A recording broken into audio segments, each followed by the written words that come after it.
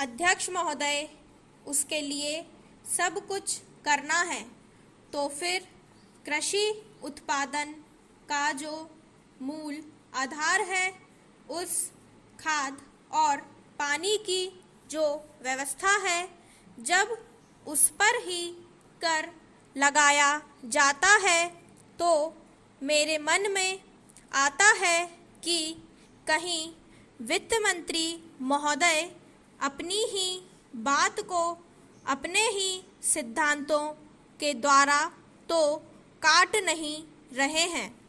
मैं कहना चाहता हूँ कि हमारे देश में अभी भी चौथाई भूमि से ज़्यादा सिंचित भूमि नहीं है। इस देश की जितनी कृषि योग्य भूमि है, उसका चौथाई से भी कम हिस्सा ऐसा है जो सिंचित भूमि के नाम से पुकारा जा सकता है। मेरी राय में अब समय आ गया है जबकि पिछले 2-3 वर्षों की नीति पर फिर विचार किया जाए और एकमात्र में घाटे के बजट का सहारा लेकर ही सही आर्थिक तथा सामाजिक विकास योजनाओं की गति को बहुत बढ़ा दिया जाए।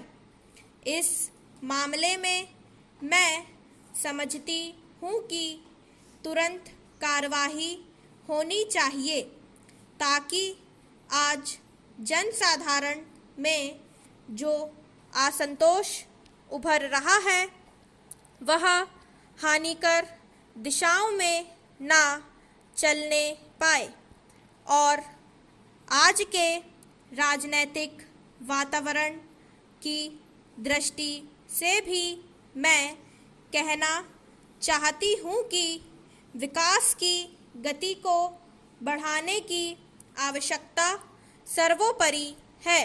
Para change. जहाँ तक कि नए बजट के अंतर्गत कर नीति का संबंध है, अच्छा होता यदि मिट्टी के तेल जैसी वस्तुओं पर अतिरिक्त कर ना लगाया जाता।